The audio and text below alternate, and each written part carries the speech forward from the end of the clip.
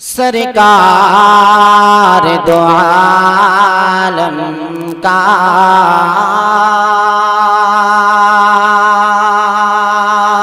हर वसीफ मिसाल आलिही व अस्हाबिही व अज़वाजिही व ज़ुर्रियातिही व अहले बैतिही अजमईन। क़ाल अल्लाहु तआला इन्ना नहनु नज़्ज़लना ज़िक्र व इन्ना लहू लहाफ़िज़ून। व क़ाल अल्लाहु तआला इन्न हाज़ल क़ुरआन यहदी लिल्लती हिय अक़वम। सदक़ल्लाहुल अज़ीम। वक़ाल नबी सल्लल्लाहु अलैहि वसल्लम खैरुकुम मन तअल्लमल क़ुरआन व अल्लमह। वक़ाल अलैहि सलातु वत्तस्लीम बल्लिगू अन्नी वलौ आया औ कमा क़ाल अलैहि सलातु वस्सलाम।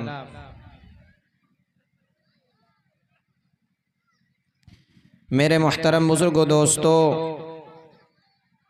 और घरों में बैठी हुई मेरी प्यारी माँ और बहनों, हम सब के ऊपर ये अल्लाह ताला का बेइंतहा करम है, एहसान है कि अल्लाह ताला ने आज हमें इस अज़ीमुश्शान नूरानी महफ़िल में शिरकत की सआदत अता फ़रमाई।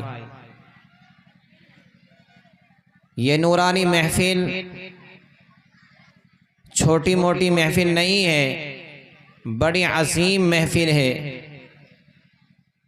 और आज हम सब इस अज़ीमुश्शान इजलास में कुरान करीम की निस्बत पर जमा हुए हैं। आपके इस महबूब इदारा मदरसा दावतुल हक़ में इस साल अल्हम्दुलिल्लाह 2 बच्चे हाफिज़ कुरान करीम हुए हैं। उसकी खुशी में इस अज़ीमुश्शान इजलास का इनेकाद किया गया है। 2 बच्चों ने कुरान करीम को, कलामुल्लाह शरीफ को अपने सीने में महफूज किया है।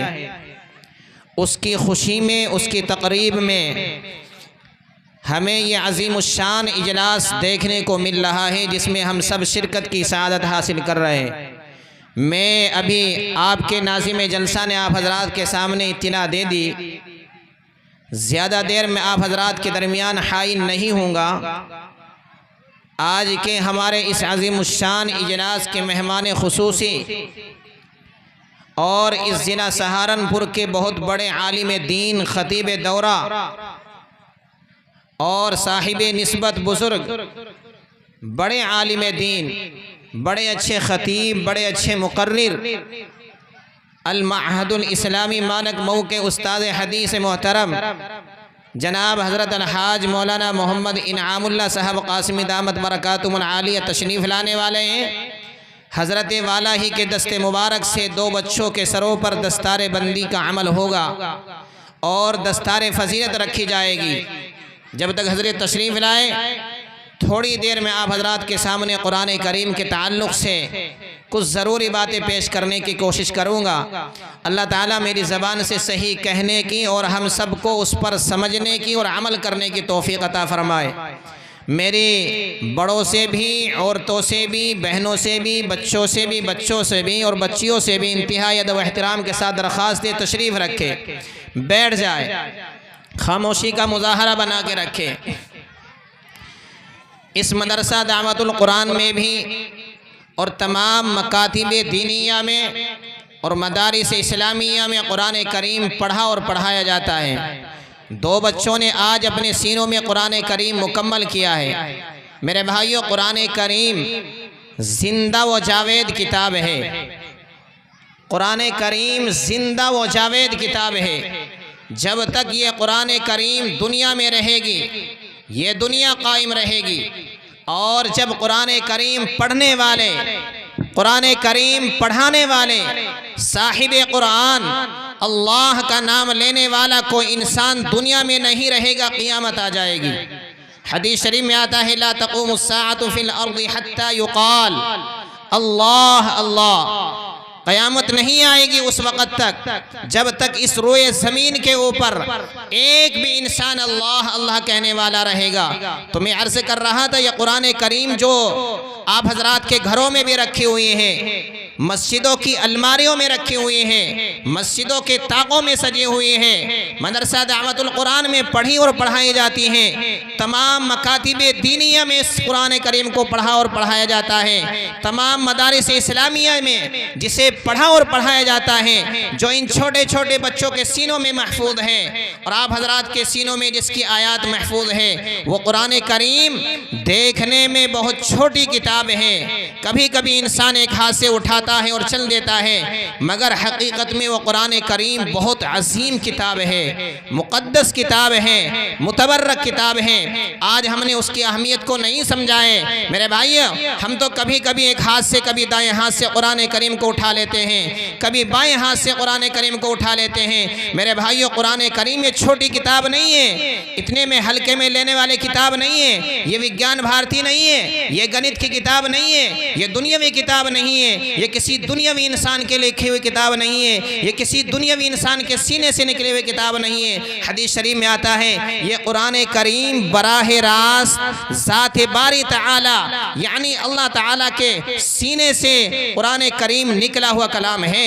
ये कुरान करीम कलामुल्लाह है, कलामुल्लाह अल्लाह का कलाम है। ये कुरान करीम ज़ात बारी ताला से निकला हुआ कलाम है। आज हम समझते हैं मेरी ज़बान से जो अल्फाज निकल रहे हैं ये मेरा कलाम है, ये मेरी गुफ्तगू है, ये मेरी बातचीत है। जो आपकी ज़बान से बात निकलती है वो आपकी गुफ्तगू है, वो आपकी बातें हैं, वो आपका कलाम है। मगर ये कुरान करीम न किसी नबी का कलाम है, न किसी रसूल का कलाम है, न किसी बुजुर्ग और वलीउल्लाह का कलाम है, न मेरा कलाम है। याद रखो मेरे भाइयों, ये कुरान करीम मेरी माँ बहनें भी सुने, बुजुर्ग भी सुने, बच्चे भी सुने, ये उलमा इकराम भी सुने। ये जानते माशाअल्लाह उलमा इकराम तो आप हजरात को बताना असल मकसद है, ये कुरान करीम ज़ात बारी ताला से निकला हुआ कलाम है। मेरे भाइयों, मेरे बुजुर्गों, कुरान करीम इसलिए मैं कहता हूँ कुरान करीम जिंदा व जावेद किताब है। जब तक ये कुरान करीम दुनिया में रहेगा ये दुनिया कायम रहेगी। और जब कुरान करीम पढ़ने वाला, पढ़ाने वाला, साहिब कुरान, अल्लाह का नाम लेने वाला कोई इंसान दुनिया में नहीं रहेगा, क़ियामत आ जाएगी। आज हम दुनिया में कुरान करीम की अहमियत को नहीं समझते। कुरान करीम है एक ऐसी किताब है जिसको पढ़ना भी सवाब, छूना भी सवाब, हाथ लगाना भी सवाब, जिसको सीने से लगाना भी सवाब, जिसको चूमना भी सवाब। कुरान करीम है एक ऐसी किताब है, दुनिया की कोई किताब ऐसी नहीं है जिसको छूना सवाब हो, जिसको हाथ लगाना सवाब हो, जिसको पढ़ना सवाब हो, जिसकी तिलावत करना पढ़ना सवाब हो। कुरान करीम एक ऐसी किताब है इसको हाथ लगाने पर भी सवाब मिलता है। अगर कोई पढ़ना नहीं जानता, आप हजरात ने ये वाक़या सुना होगा कि एक साहब कुरान करीम पढ़ना नहीं जानते थे, बस उसने अज़मत के साथ, इंतहाई अदब व एहतिराम के साथ ये समझते हुए कि मैं कुरान करीम पढ़ना तो नहीं जानता मगर ये अल्लाह का कलाम है, हर लफ्ज़ पर बिस्मिल्लाहिर्रहमानिर्रहीम, हर सतर पर, हर लाइन पर बिस्मिल्लाहिर्रहमानिर्रहीम वो पढ़ते चले गए। अल्लाह ताला ने इस अज़मत की वजह से, इस अक़ीदत की वजह से, इस मोहब्बत की वजह से अल्लाह ताला ने उसकी मग़फ़िरत के फ़ैसले फरमा दिए। मेरे भाइयों, कोई दुनिया में ऐसी किताब मौजूद नहीं है जिसके सिर्फ देख कर पढ़ने से अगर बच्चा पढ़ता है उसके माँ बाप के सारे गुनाह माफ़ हो जाते हो। दुनिया की कोई किताब ऐसी नहीं मिलेगी आप हजरात को।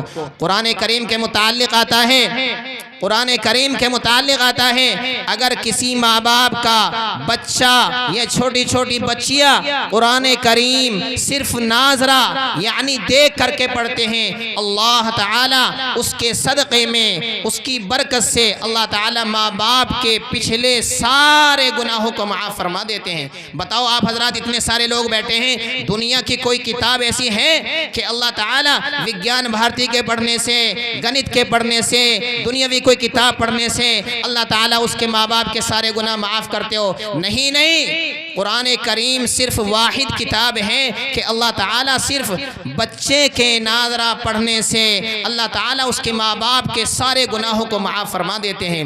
ये हमारी माँ बहनें माशाअल्लाह छतों पर बैठी हुई हैं, इनको खबर नहीं है कि जब ये अपनी बच्चियों को नाज़रा कुरान शरीफ पढ़ने के लिए अपने करीबी और अपने बहुत करीबी और पड़ोसी मदरसा दावतुल हक में भेजती हैं, या किसी भी मदरसे में भेजती हैं, किसी भी मकतब में भेजती हैं या मदरसे में भेजती हैं, अम्मी घर में झाड़ू लगा रही हैं, अम्मी घर में बर्तन धुल रही हैं, अम्मी घर में अपने कपड़े धुल रही हैं, अम्मी कपड़ों पे प्रेस कर रही हैं, अम्मी घर में सफाई कर रही हैं, उसे मालूम नहीं है जब उसका छोटा सा बच्चा अपनी टूटी फूटी ज़बान से अल्लाह का नाम मस्जिद में लेता है या लेती है कोई बच्ची और कुरान करीम पढ़ता है, अल्लाह ताला की तरफ से जवाब आता है, ऐ मेरे बंदी तेरा बच्चा दावतुल हक में कुरान करीम पढ़ रहा है, तेरी बच्ची कुरान करीम मकतब में पढ़ रही है, तेरी बच्चा और बच्चा मस्जिद में कुरान करीम की तिलावत कर रही है, मगर तुझे खबर नहीं, तू झाड़ू लगा रही है, तू सब्जी काट रही है, तू कपड़े धुल रही है, तू घर की सफाई में लगे हुए हैं। अल्लाह ताला ने